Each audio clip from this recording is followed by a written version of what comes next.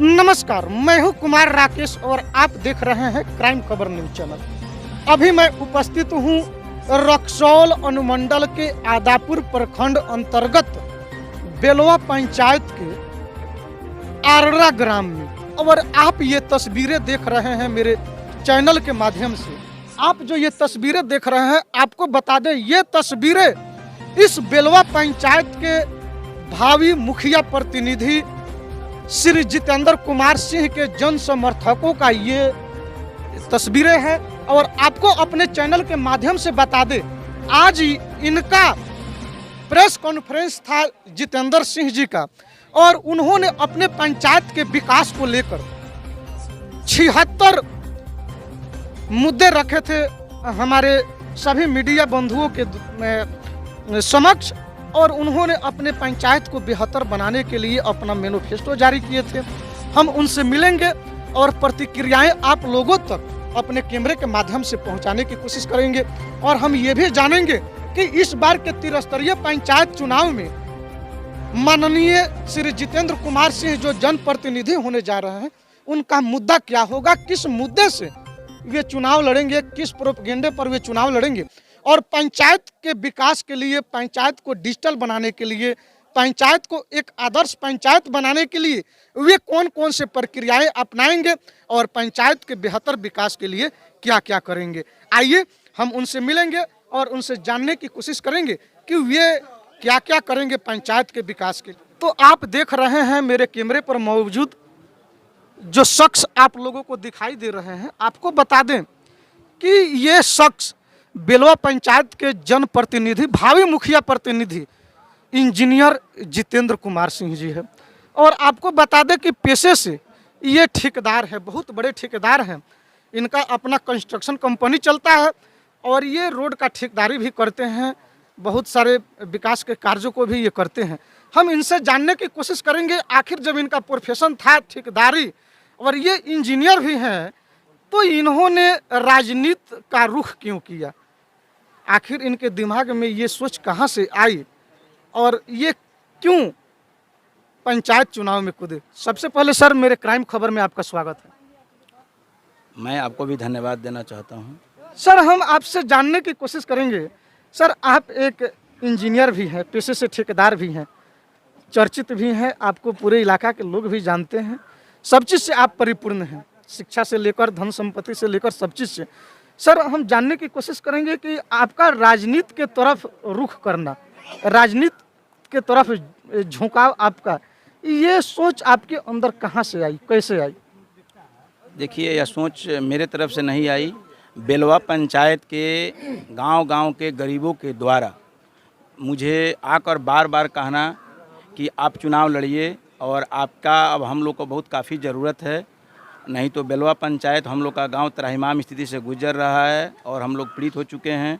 हम लोग से लूटा खसोटा जाता है, हम लोग का विकास नहीं हो रहा है।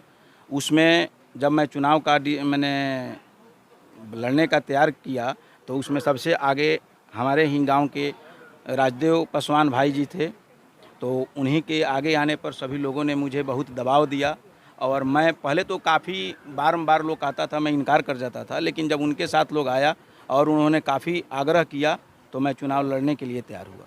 ठीक है सर, आप चुनावी दंगल में आ गए, यहाँ के लोगों के कहने पर, यहाँ के समर्थकों के कहने पर, आम जनों के कहने पर आप चुनाव में आ गए।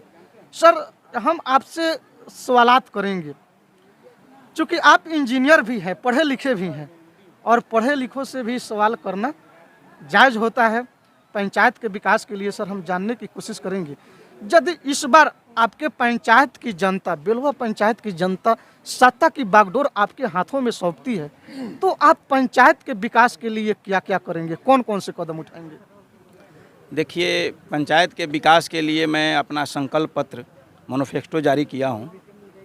उसमें मेरा 76 एजेंडा पर मुझे काम करना है। जो काम बेलवा पंचायत में नहीं हुआ उस पर मैं काम करूंगा। सबसे पहले तो मेरी 1 नंबर उसमें काम प्राथमिकता है भलवहिया ग्राम में ज़मीन उपलब्ध कराकर वहाँ पर विद्यालय सुचारू रूप से स्टार्ट करना।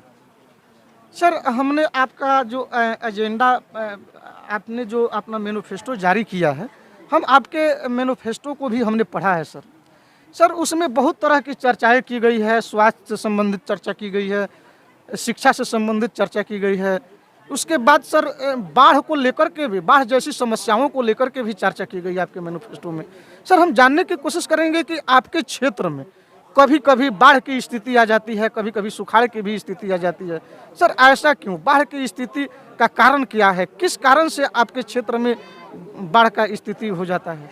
देखिए, मेरे पंचायत के पूरब में एक नदी बहती है पसाह। पसाह के में बांध नहीं होने के कारण मेरा पंचायत उस पानी से जलमग्न हो जाता है। तो उसमें अगर बाढ़ नहीं आवे मेरे पंचायत में, अगर उस पर बांध का निर्माण हो जाता है तो मेरे यहाँ निराकरण हो जाएगा। सर सुखाड़ की भी स्थिति कभी कभी हो जाती है आपके यहाँ। सर इस सुखाड़ की स्थिति को दूर करने के लिए क्या करेंगे? सुखाड़ की स्थिति के लिए तो मैं अपने मैनिफेस्टो में दिया हूँ कि मैं सरकार से पानी के पटवन के लिए ससमय व्यवस्था कराने का एकदम दृढ़ संकल्प हूँ। सर हम आपसे एक और क्वेश्चन करने की कोशिश करेंगे, एक और सवाल आपसे हम करेंगे। सर हमने देखा है कि जब जब पंचायत चुनाव आता है तब तब जो जनप्रतिनिधि है बहुत सारे झूठी वादे करते हैं, चुनाव जीतने के बाद अक्सर अपने वादों से पलट जाते हैं और जनता के बीच जो वादे किए रहते हैं, भ्रष्टाचार के विरुद्ध में चुनाव लड़ने की वादा करते हैं, दलाली घूसखोरी जैसे इन तमाम चीज़ों को, इन तमाम बुराइयों को दूर करने की वादे जनप्रतिनिधि करते हैं और अक्सर चुनाव जीतने के बाद वही जनप्रतिनिधि घूसखोरी की बढ़ावा देने लगते हैं, दलाली की बढ़ावा देने लगते हैं। इस पर आप क्या करेंगे? यदि सत्ता की बागडोर आपके हाथों में आती है तो आप इसको क्या करेंगे?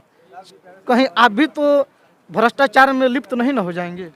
सबसे पहले तो मैं आपको यह बता दूं कि अभी तक पंचायत चुनाव में मैनिफेस्टो जारी मैं होते हुए नहीं देखा और मैं मैनिफेस्टो इसलिए जारी किया हूं कि सभी मेरे जितने गांव के प्रत्येक घर के जितने मुखिया टाइप के लोग हैं, अपने घर के मालिक हैं, वो मेरे संकल्प पत्र को रखें और इसमें जो लिखा हुआ है मैं उस टाइप से विकास नहीं कर पा रहा हूं तो वो हमसे बार बार पूछें। मान लीजिए कि मुंह से ही बोल कर उम्मीदवारों ने अपना जीत सुनिश्चित कर लिया। मीडिया बंधुओं को भी मैं कहना चाहूँगा कि वो भी मेरे मैनिफेस्टो को अपने पास रखें और समय समय पर मैं अगर कभी गलती, मैं क्या दूसरा कोई भी कैंडिडेट गलती करता है तो उनको याद दिलाने का काम करें।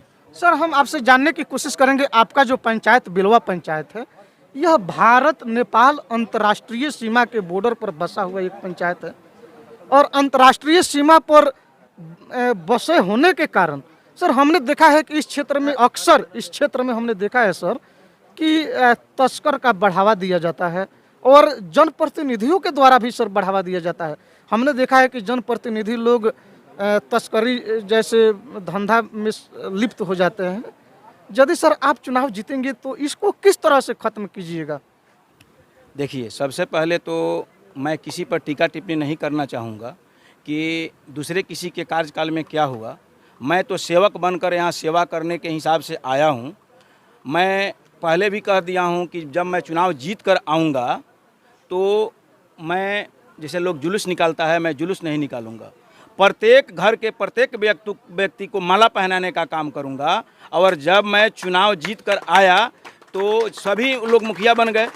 अगर उन लोग का इच्छा अगर हुआ कि नहीं इस भ्रष्टाचारी को समाप्त किया जाए, इसको पंचायत से भगाया जाए, तो मैं उसमें आगे रहकर उन जितने स्मगलर हैं मैं उनको भगाने का काम करूँगा। सर हमने देखा है सर एक और ज़रूरी चीज़ें हैं सर, अंतर्राष्ट्रीय सीमा पर आपके पंचायत के बसे रहने के कारण, क्योंकि बेलवा पंचायत जो है सर यह भारत और नेपाल का अंतर्राष्ट्रीय सीमा पर बसा हुआ है।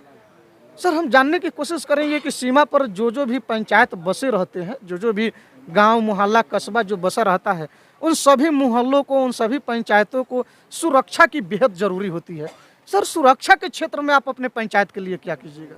मेरे मैनिफेस्टो में सबसे पहले तो दिया हुआ है कि आम सभा करके एकदम प्रत्येक गली गली में सीसीटीवी कैमरा का प्रस्ताव सरकार को भेजकर मेरी प्रथम प्राथमिकता है गांव-गांव लगवाना। सर आदापुर प्रखंड के जितने भी जनप्रतिनिधि अपने अपने पंचायत से अपनी किस्मत आजमाने के लिए चुनावी दंगल में उतरे हैं, सबका हमने एजेंडा इंटरव्यू के दौरान सब लोग अपने एजेंडे को विकास बताते हैं। सर सब लोग विकास की बात करते हैं, लेकिन समाज के बेहतर विकास के लिए सबसे जो जरूरी, सबसे जो मूलभूत आवश्यकताएं होती है, जिसको शिक्षा माना जाता है, और वाकई में समाज के बेहतर विकास के लिए शिक्षा जरूरी है। और सर, हमने देखा है आदापुर प्रखंड में, आदापुर क्षेत्र में एक भी डिग्री कॉलेज नहीं है। आप इसके लिए क्या करेंगे? सबसे पहले तो मैं अपने पंचायत स्तर से ही शिक्षा को बढ़ाने का काम करूंगा, और जब वह धीरे धीरे आगे हम लोग बढ़ेंगे तो मैं डिग्री कॉलेज का भी पंचायत में अगर हो, आदापुर में हो, उसका स्थापना कराने का मैं काम करूंगा। तो आप लोगों ने हमारे चैनल के माध्यम से देखा, ये जितेंद्र कुमार सिंह जी है और पेशे से एक इंजीनियर भी हैं और बड़े ठेकेदार भी हैं। इन्होंने अपने पंचायत के विकास के लिए हमारे कैमरे के माध्यम से बहुत सारे बातों को, हमारे कैमरे के माध्यम से आप दर्शकों के बीच में इन्होंने अपने विचार को रखा है। सर, आप आज के प्रेस कॉन्फ्रेंस के द्वारा आप हमारे क्राइम खबर न्यूज़ चैनल के स्क्रीन पर आए, इसके लिए आपको बहुत बहुत धन्यवाद। क्राइम खबर को भी मेरे तरफ से धन्यवाद सर। अब हमारे कैमरे पर मौजूद जो शख्स आप लोगों को दिखाई दे रहे हैं, आप लोगों को बता दें अपने चैनल के माध्यम से, ये लोग इस पंचायत के आम पब्लिक हैं, और आइए हम इन लोगों की प्रतिक्रियाएं लेंगे और जानने की कोशिश करेंगे कि इस बार के पंचायत चुनाव में इन लोगों का प्रतिनिधि चुनने के पीछे मुद्दा क्या होगा, किस मुद्दे पर अपना प्रतिनिधि चुनेंगे। सबसे पहले सर, हम जानने की कोशिश करेंगे कि आपका शुभ नाम क्या होगा। मेरा शुभ नाम अनिल कुमार सिंह हुआ। सर, इस बार के त्रिस्तरीय पंचायत चुनाव में आप लोग जो अपना प्रतिनिधि चुनने जा रहे हैं, आप अपना प्रतिनिधि किसको चुनना पसंद करेंगे? श्री जितेंद्र कुमार सिंह जी को। किस मुद्दे पर सर, किस मुद्दे पर आप अपना प्रतिनिधि चुनेंगे? तो मुद्दा यही है कि अगला स्वच्छ छवि के लोग हैं, ईमानदार हैं, और जो भी काम करते हैं बिल्कुल बढ़िया काम करते हैं, और विकास के लिए उनको चुना गया। विकास करेंगे। सर, आपका शुभ नाम क्या हुआ? हमारा नाम है हरिनारायण प्रसाद यादव। उनके बगल के गांव है लक्ष्मीपुर, उसका मैं निवासी हूं। सर, हम जानने की कोशिश करेंगे कि इस बार के त्रिस्तरीय पंचायत चुनाव में आप अपना जनप्रतिनिधि किसे पसंद करेंगे? देखिए, मेरा उम्र हो गया 76 वर्ष और मैं सरकारी सेवक भी था, रिटायर कर गया हूँ। सर, आप सरकारी सेवक थे, रिटायर कर गए हैं। सर, नाम से हम आपके वाकिफ थे पहले से, बाई फेस आपको हम नहीं पहचानते थे। सर, आप नाम से काफ़ी चर्चा में रहते हैं, और सर हमको जहाँ तक जानकारी है कि ये तो पंचायत स्तर का चुनाव है, आप तो विधानसभा और लोकसभा स्तर के भी चुनाव को आप डील करते हैं, और आपके मार्गदर्शन से बहुत सारे जनप्रतिनिधि, विधानसभा के भी चुनाव जीते हुए कैंडिडेट आपके रहे हैं लोग पूर्व में। यानी कि यूँ कहिए तो आपने विधानसभा के भी जनप्रतिनिधियों का आप मार्गदर्शन समय पर देते रहे हैं, लोकसभा में भी आपकी भूमिका अच्छी खासी रहती है। सर, हम जानने की कोशिश करेंगे कि इस बार बेलवा पंचायत की जनता इंजीनियर जितेंद्र कुमार सिंह को ही क्यों चुने अपना प्रतिनिधि? देखिए, अभी इनका आचार व्यवहार जो है, लोगों ने जो देखा अभी तक इनके जीवन का, ये बहुत सरल व्यक्ति हैं, और इनके पास जो भी साधन है, कोई गरीब, धनी, साधारण व्यक्ति, पढ़ा लिखा, बिना पढ़ा जो भी जाता है, औरत, मर्द जब जाता है, इनके पास जो भी साधन है उससे भरपूर मदद करते हैं, और पूरी ईमानदारी से, बिना किसी लालच के। सर, आप ईमानदारी की बात कर रहे हैं। सर, ईमानदारी की बात बड़े बड़े चुनाव में भी नेता लोग करते हैं, पंचायत चुनाव में भी लोग करते हैं, और जो प्रतिनिधि चुनाव के समय ईमानदारी की बात करते हैं, हमने देखा है सर, अक्सर चुनाव जीतने के बाद वही प्रतिनिधि ईमान को अपने बेच देते हैं और घूसखोरी, दलाली, भ्रष्टाचार में लिप्त हो जाते हैं, और यूँ कहिए तो भ्रष्टाचार को बढ़ावा देने लगते हैं। क्या सर, मतलब कि यहाँ के इस बेलवा पंचायत की जनता कैसे विश्वास करे कि ये जितेंद्र कुमार सिंह जो जनप्रतिनिधि हैं, ये अपनी ईमानदारी को बनाए रखेंगे? देखिए, अभी भी देखिएगा, जितने लोकसभा प्रत्याशी या विधानसभा या पंचायत, जिनका जो जीतने के पहले का आचरण है, जीतने के बाद भी उसका आचरण करीब करीब वैसा ही रहता है। तो अभी जो इनका आचरण हम लोग पीछे अभी तक जो देखा, उसमें साफ सुथरा ईमानदार छवि था। जैसे लोकसभा विधानसभा में भी आपने चर्चा किया, तो देखे होंगे कि जो ईमानदार लोग जीत के गए वो जीते या हारे लेकिन ईमानदार ही थे। और उसी तरह से इनका हम लोगों ने देखा है कि ये कर्मठ आदमी हैं, ईमानदार हैं, मिलनसार हैं। तो हम लोग सोचा कि ये इतना तक का लाइफ इनका ऐसे गुजरा है तो आगे भी ऐसा ही गुजारे करेंगे। सर सबसे पहले हम जानेंगे कि आपका शुभ नाम क्या हुआ। मेरा नाम एमडी शहजाद हुसैन हुआ। सर शहजाद जी, क्या आपको लगता है कि आपके साथी जितेंद्र जी जो है, इंजीनियर जितेंद्र जो है, पंचायत के विकास के लिए यहाँ के जनता की उम्मीदों पर खरे उतरेंगे? बिल्कुल खरे 100%। आप तो उनके बचपन के साथी हाँ, रहे। बचपन के साथ ही एक साथ पढ़े लिखे हैं हम लोग। तो सर हम दिल्ली रहते हैं सर, कल ही दिल्ली से आया हूँ। बड़ी खुशी होती है कि जब अपने ही बैच का अपना साथी जब आगे निकले और समाज का नेतृत्व करे तो मन में बड़ी उमंग होती है, बड़ी खुशी होती है। सर हम जानने की कोशिश करेंगे कि क्या सत्ता की बागडोर इनके हाथों में इस पंचायत की जनता यदि सौंपती है तो ये क्या पंचायत का विकास कर पाएंगे? बिल्कुल 100% कर पाएंगे। चाचा जी आपका शुभ नाम क्या हुआ? रघुनाथ साहनी। चाचा जी हम जानने की कोशिश करेंगे इस बार के त्रिस्तरीय पंचायत चुनाव में आपके ग्राम के और आप किस मुद्दे पर अपना जनप्रतिनिधि चुनने जा रहे हैं और किन को चुनने जा रहे हैं? ऐसे वो जितेंद्र बाबू है ना, वो अच्छा आदमी है, गरीब के जुड़ल आदमी है, समझे। वो गरीब में हर जगह जुड़ा रहता है। उसका दूरा पर जो भी जाते हैं वो खाली हाथे नहीं जाते हैं। चाचा जी क्या आपको लगता है कि जितेंद्र जी पंचायत के विकास कर सकते हैं? एकदम पूर्ण रूप से बहुमत के साथ। किस तरह? चाचा जी हमने देखा है पंचायत के चुनाव में अक्सर चुनाव के समय नेता लोग बहुत सारे वादे करते हैं जनता को लुभाने के लिए, लालच में जनता को डाल करके कीमती बहुमूल्य वोट ले लेते हैं और चुनाव जीतने के बाद अपने वादों से अक्सर फिसल जाते हैं। क्या कहेंगे इसके बारे में? नहीं, वो आदमी वो नहीं है। वो आदमी एकदम सही आदमी है, अच्छा भी आदमी है और गरीब में जुड़ा रहता है। हमारा घर है यहाँ, हमारा नाम है रघुनाथ सहनी, उनका घर है भवनपुर। वो अच्छा आदमी है, हम देखते हैं। तो आप लोगों ने रघुनाथ सहनी जी के प्रतिक्रियाओं को सुना और इनका कहना है कि वो भवनपुर के हैं, मैं अड़रा का हूँ, फिर भी मुझे पूरा यकीन है, मैं उनको पूरी तरीके से जानता हूं और पूरा विश्वास है कि इस बार वे इस पंचायत के जनप्रतिनिधि चुने जाएंगे और पंचायत के विकास पे, यहाँ के जनता के उम्मीद पे 110% खरा उतरेंगे। कैमरा पर्सन राहुल कुमार के साथ मैं कुमार राकेश, आदापुर, पूर्वी चंपारण।